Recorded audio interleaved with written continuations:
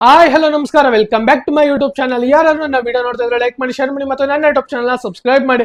ಇವತ್ತು ನಡೀತಾ ಇರೋದು ನಮ್ಮ RCB ಅನ್ಬಾಕ್ಸಿಂಗ್ ಇವೆಂಟ್. ಯಾರಾದ್ರೂ ಲೈವ್ ಸ್ಟ್ರೀಮ್ ನ ನೋಡ್ಬೇಕು ಅಂದ್ರೆ 99 ರುಪೀಸ್ ನ ಕೊಟ್ಟು ರಿಜಿಸ್ಟ್ರೇಷನ್ ಆಗಿ ಅನ್ಬಾಕ್ಸಿಂಗ್ ಇವೆಂಟ್ ನ ನೋಡ್ಬೋದು. ಆದ್ರೆ ಫುಲ್ ಅನ್ಬಾಕ್ಸಿಂಗ್ ಇವೆಂಟ್ ಅಂತೂ ತೋರ್ಸಲ್ಲ. ಇವರು ಏನಾದ್ರೂ DJ ಒಂದು ನೈಟ್ ಹೊತ್ತಲ್ಲಿ ಮಾತ್ರ ಏನು DJ ಇರ್ತದೋ ಮತ್ತೆ ಏನಾದ್ರೂ ಮೇಲ್ ಇದ್ರೆ ಮಾತ್ರ ತೋರಿಸ್ತಾರ ಹೊತ್ತು ಸ್ಟ್ರೀಮ್ ಅಲ್ಲಿ. ಇನ್ಯಾವುದೇ ರೀತಿ ಮೇಜರ್ ಆಗಿ ತೋರ್ಸಲ್ಲ. ಆದ್ರೆ ನಿಮ್ಗೆ ಆ ತರ ಜೋಶು ಒಟ್ನಲ್ಲಿ ಬೇಕು ಅಂದ್ರೆ ಸ್ಟೇಡಿಯಂಗೆ ಹೋಗಿ ನೋಡ್ಬೇಕು ಅನ್ಬಾಕ್ಸಿಂಗ್ ಇವೆಂಟ್ ನ. ಇನ್ಯಾವುದೇ ರೀತಿ ಲೈವ್ ಸ್ಟ್ರೀಮ್ ಅಲ್ಲಿ ಕುತ್ಕೊಂಡು ನೋಡಿದ್ರೆ ವೇಸ್ಟ್. ಏನಾದ್ರೂ ನೀವು ಲೈವ್ ಸ್ಟ್ರೀಮ್ ನ ನೋಡ್ಬೇಕು ಅಂತ ಅನ್ಕೊಂಡ್ರೆ RCB ಅವರ ಅಫಿಷಿಯಲ್ ವೆಬ್ಸೈಟ್ ಮತ್ತೆ ಆಪ್ ಇದೆ, ಅದ್ರಲ್ಲಿ ಹೋಗಿ ನೀವು ರಿಜಿಸ್ಟ್ರೇಷನ್ ಆಗ್ಬೋದು. RCB ಆಪ್ ನ ಓಪನ್ ಮಾಡಿದ ತಕ್ಷಣನೇ ಹೋಮ್ ಪೇಜ್ ಅಲ್ಲಿ ಲೈವ್ ಸ್ಟ್ರೀಮ್ ಅಂತ ಬಂದಿರುತ್ತೆ. ಅದ್ರ ಮೇಲೆ ಕ್ಲಿಕ್ ಮಾಡಿದ್ರೆ ರೈಟ್ ಸೈಡ್ ಅಲ್ಲಿ ರಿಜಿಸ್ಟ್ರೇಷನ್ ಅಂತ ಇರುತ್ತೆ. ಅದ್ರ ಮೇಲೆ ಕ್ಲಿಕ್ ಮಾಡಿ ಫಿಲ್ ಮಾಡ್ಬಿಟ್ಟು ಅಮೌಂಟ್ ನ ಪೇ ಮಾಡಿದ್ರೆ ನಿಮ್ಗೆ ವಾಟ್ಸಪ್ಗೆ ಒಂದು ಲಿಂಕ್ ಬರುತ್ತೆ. ಅದಾದ ನಂತರ ನೀವು ಲೈವ್ ಸ್ಟ್ರೀಮ್ ನ ನೋಡ್ಬೋದು. ಆದ್ರೆ ಇದೆಲ್ಲ ವೇಸ್ಟ್. ಹೋದ ಸಲನು ಸಹ ಇದೇ ರೀತಿ ಆಗಿದ್ದು, ಇದೇ ಗಿಮಿಕ್ ಮಾಡಿದ್ದು ನಮ್ಮ RCB ಅವರು. 100 ರೂಪಾಯಿ ಕೊಟ್ಟು ಲೈವ್ ಸ್ಟ್ರೀಮ್ ನ ನೋಡ್ಬೇಕು ಅಂತ. ಅದಾದ ನಂತರ ಮತ್ತೆ ಅವರು ಅಮೌಂಟ್ ನ ರೀಫಂಡ್ ಮಾಡಿದ್ರು ಎಲ್ಲರಿಗೂ. ನಾನು ಸಹ ಅದನ್ನ ಲೈವ್ ಸ್ಟ್ರೀಮ್ ನೋಡ್ಬೇಕು ಅಂತ 99 ರೂಪಾಯಿ ಕೊಟ್ಟು ಪರ್ಚೇಸ್ ಮಾಡಿದ್ದಾರೆ. ಅದಾದ ನಂತರ ಸುಮಾರು ದಿನಗಳ ನಂತರ ಆ ಅಮೌಂಟ್ ರೀಫಂಡ್ ಆಯ್ತು ಎಲ್ಲರಿಗೂ ಸಹ. ಇದೊಂದು ಖುಷಿ ಕೊಡುವಂತ ವಿಷಯ. ಏನಕ್ಕಂದ್ರೆ ಲೈವ್ ಸ್ಟ್ರೀಮ್ ನ ಕರೆಕ್ಟ್ ಆಗಿ ಕೊಡ್ಲಿಲ್ಲ. ಹೋದ ವರ್ಷ ಯಾವ ತರ ಕೊಟ್ರು ಅಂದ್ರೆ ಕಚಡ ಕೊಟ್ಟಂಗ್ ಕೊಟ್ರು ಲೈವ್ ಸ್ಟ್ರೀಮ್ ನ. ಏನೋ ಕೊಡ್ತಾರೆ ಅಂತ ಅನ್ಕೊಂಡ್ರೆ ಹಂಗಿಂಗು ಕೊಡ್ಲಿಲ್ಲ. ಲೈವ್ ಸ್ಟ್ರೀಮ್ ನ ನೀಟಾಗಿ ಯೂಟ್ಯೂಬ್ ಅಲ್ಲೇ ಬಿಟ್ಬಿಟ್ರು. ಈ ತರ ಬಿಡಂಗಿದ್ರೆ ನಾವೇನಕ್ಕೆ 99 ರುಪೀಸ್ ನ ಕೊಟ್ಟು ಲೈವ್ ಸ್ಟ್ರೀಮ್ ನ ನೋಡ್ಬೇಕು? ಅದಕ್ಕೋಸ್ಕರ ಯಾವುದೇ ರೀತಿ ಯಾರಾದ್ರೂ ಲೈವ್ ಸ್ಟ್ರೀಮ್ ನ ನೋಡ್ಬೇಕು ಅಂತ ಅನ್ಕೊಂಡಿದ್ರೆ ಯಾವುದೇ ರೀತಿ 100 ರೂಪಾಯಿ ಕೊಟ್ಟು ಸುಮ್ನೆ ವೇಸ್ಟ್ ಮಾಡಬೇಡಿ, ವೇಟ್ ಮಾಡಿ. ಅವ್ರೇ ಯೂಟ್ಯೂಬ್ ಅಲ್ಲಿ ಲೈವ್ ಬಿಟ್ಟೇ ಬಿಡ್ತಾರೆ. ಅಫಿಷಿಯಲ್ ಜರ್ಸಿನ ಹಾಕೊಂಡು ಯಾವಾಗ ರಿವೀಲ್ ಮಾಡ್ತಾರೋ ಆ ವಿಡಿಯೋನು ಸಹ ಯೂಟ್ಯೂಬ್ ಅಲ್ಲಿ ಬಂದೇ ಬರುತ್ತೆ. ಯಾವುದೇ ರೀತಿ ಇದಕ್ಕೆ ಅಮೌಂಟ್ ಕೊಡೋ ಅಂತ ನೆಸೆಸಿಟಿನೇ ಇರಲ್ಲ.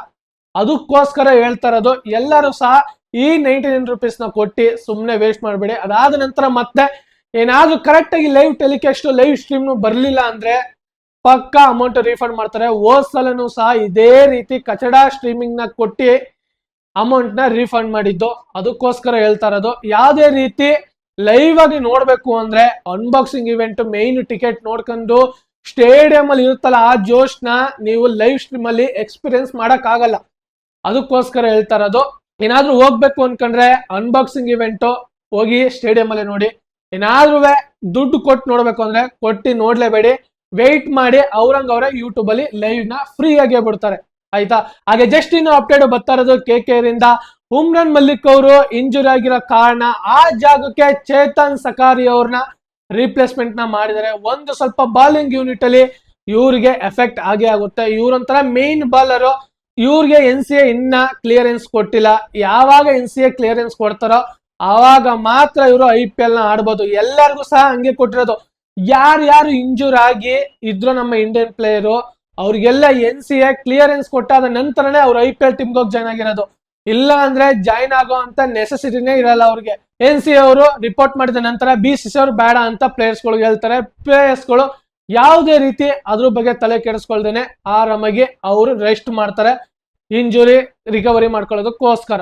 ಹಾಗೆ ಜಸ್ಟ್ ಇನ್ನೊಂದು ಅಪ್ಡೇಟ್ ಬರ್ತಾ ಇರೋದು LSG ಇಂದ. ಮೇನ್ ಕ್ಯಾಪ್ಟನ್ ಆಗಿರೋಂತ ರಿಷಬ್ ಪಂತ್ ಅವರು ಜಾಯಿನ್ ಆಗಿದ್ದಾರೆ LSG ಗೆ. ಅವರ ಸಿಸ್ಟರ್ ವೆಡ್ಡಿಂಗ್ ಇಂದ ತುಂಬಾ ಬ್ಯುಸಿ ಆಗಿದ್ರು.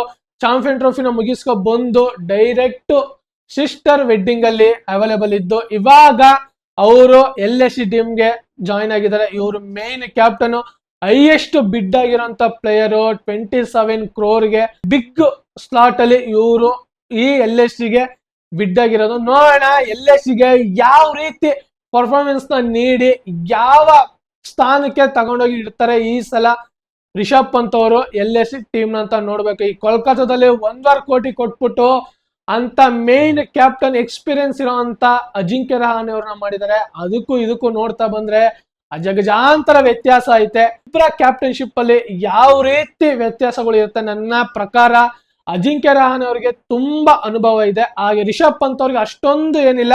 ರೀಸೆಂಟ್ ಆಗಿ ಡೆಲ್ಲಿ ಕ್ಯಾಪಿಟಲ್ಸ್ ಅವ್ರನ್ನ ಕ್ಯಾಪ್ಟನ್ಶಿಪ್ ನ ನಿಭಾಯಿಸ್ತಿದ್ದು. ಹಾಗೆ ಅಜಿಂಕ್ಯ ರಹಾನೆ ಅವರು ಯಾವಾಗಿಂದ ಆಡ್ತಾ ಇರೋದು, ಅವರ ಕ್ಯಾಪ್ಟನ್ಶಿಪ್ ಸಹ ಸುಮಾರು ತಂಡಗಳಿಂದ ಹಾಗೆ ಸುಮಾರು ಕ್ಯಾಪ್ಟನ್ಶಿಪ್ ಇಂದನೂ ಸಹ ಅವರು ಸಲಹೆ ತಗೊಂಡಿರ್ತಾರೆ. ಅದಕ್ಕೋಸ್ಕರ ಹೇಳ್ತಾ ಇರೋದು, ಅವರ ಕ್ಯಾಪ್ಟನ್ಶಿಪ್ ಸಹ ಚೆನ್ನಾಗಿರುತ್ತೆ. ಹಾಗೆ LSG ರಿಷಬ್ ಪಂತ್ ಅವರ ಕ್ಯಾಪ್ಟನ್ಶಿಪ್ ಯಾವ ರೀತಿ ನಿಭಾಯಿಸ್ತಾರೆ ಈ ವರ್ಷ ನೋಡೋಣ. ಹಾಗೆ ಇದೇ ತರ ಮುಂದಿನ ವಿಡಿಯೋದಲ್ಲಿ ಸಿಗೋಣ. ಜೈ ಹಿಂದ್, ಜೈ ಕರ್ನಾಟಕ, ಮತ್ತೆ ವಂದನೆಗಳು.